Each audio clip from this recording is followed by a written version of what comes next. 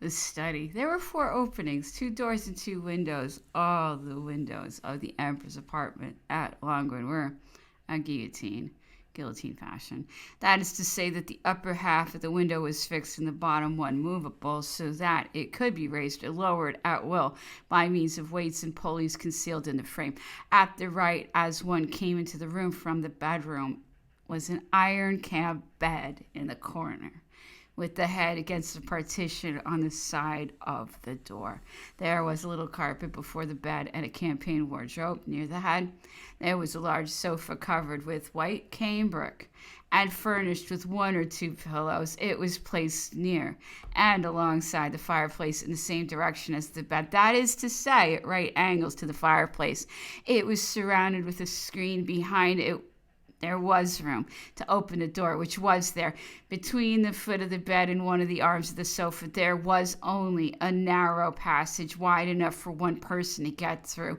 The screen, which was 5.5 feet high, was covered with light blue silk, having roses and green leaves on it. It protected the sofa from the wind from the door. One leaf lay between the wall and the arm of the sofa. Above this leaf was a framed painting by Isabel representing the King of Rome in the arms of the Empress. The young prince, who seemed to be 3 or 4 years old, was dressed in sky blue velvet. A small mahogany table was near the sofa. The chimney piece was of mahogany ornamented with gilt bronzes. This chimney piece took the place of another, which, like the ordinary English chimney pieces, had only a narrow mantelpiece of painted wood. Before the fireplace were a screen and a fender. The fireplace had a grate made to burn coal. On the mantelpiece was a glass, which came from a dressing table, which had been used by Madame de Maintenon. Before that time, there had been a mirror which the emperor gave to the general. On the mantelpiece in the middle, there was a little white marble bust of the King of Rome on a yellow marble pedestal. 2 bottles of cologne water and 2 silver candelabra were on each side of the bust.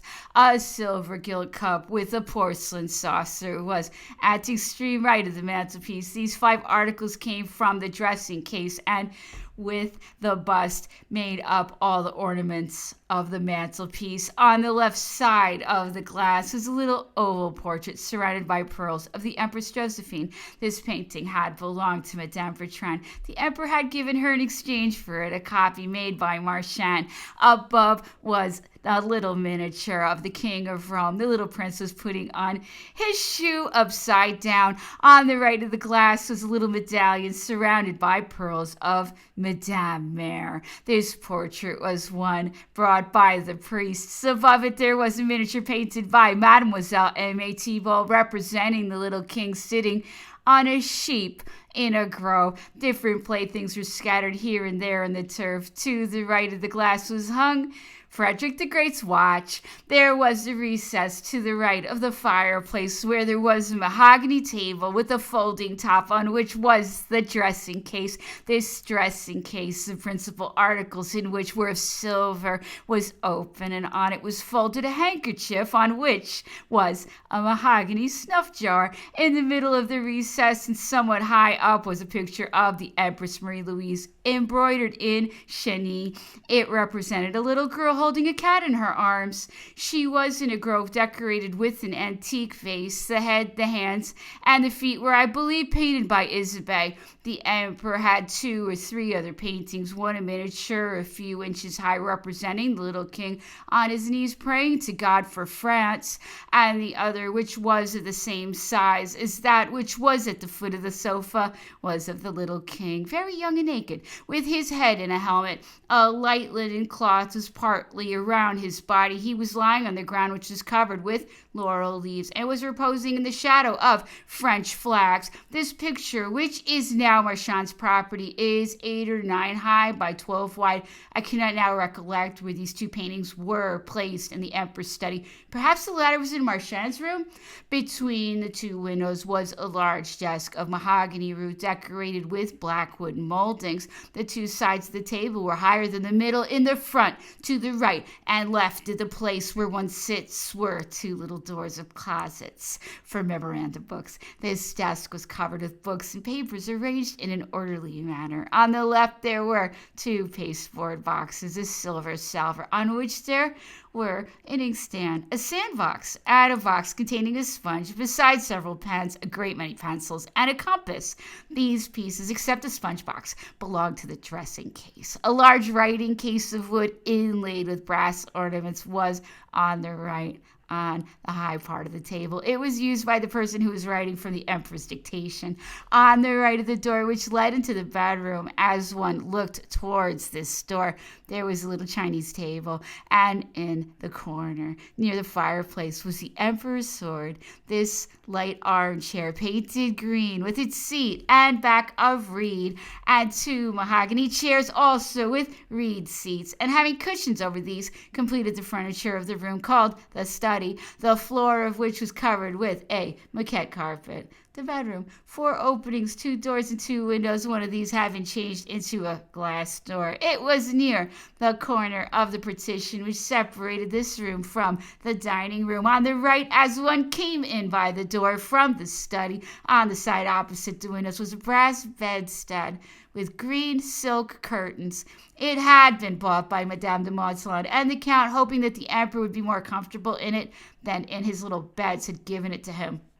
It was covered with a coverlet of the same muslin as the hangings of the room, and the bolster was also the same stuff, and both were trimmed with broad lace. At the foot of the head of the bed were 2 Chinese screens of a very high polish, with figures in gold and silver. They were like that on the right hid a chair and a little Chinese table on which were the emperor's clothes. The screen on the left hid a little mahogany table on which were a carafe of water, 2 glasses with a small spoon, and a sugar bowl on the plate covered with a folded napkin. Besides this were ranged several bottles of syrup, orange flower water, and I think one of Constance wine. Between the screen and the door of the dining room was placed a broad, deep armchair covered with silk, with large flowers and leaves on a red ground. There was a white pillow before it for the feet. Between the screen and the armchair was a small table like that in the study. Between the 2 windows, the first of which was the glass door, which opened on the garden, was a little commode of mahogany, pretty common, and having drawers which contained different articles belonging to the emperor. It had a wooden top, over which was a rather handsome glass. This glass and 6 chairs had been secured from the governor after reiterated requests by Monsieur de Montsalon. On the middle of the commode was a little traveling clock of gilt brass, which Madame Bertrand had given to the emperor. On the right and left were 2 porcelain vases called glaciers. They formed part of the handsome Sevres service which the emperor had at Longwood. At the front of the top of the commode there were 3 folded handkerchiefs on which were snuff boxes, bonbonnieres, opera glasses, small scissors, and 1 or 2 small knives, all arranged symmetrically with the handkerchiefs. Near the left-hand window was a washstand of the root of yew, decorated with gilt bronzes, the ewer and basin of which were silver. It was that which the emperor had at the Elysee. Between the washstand and the door into the study there were 2 little Chinese tables, one inside the other. The other little Chinese tables, which I have mentioned above, formed part of it. The largest held the 3 others, which grew smaller by degrees. 4 mahogany chairs with reed bottoms, having cushions, stood there, and there in the room, which had a moquette carpet, before the bed there was a little rug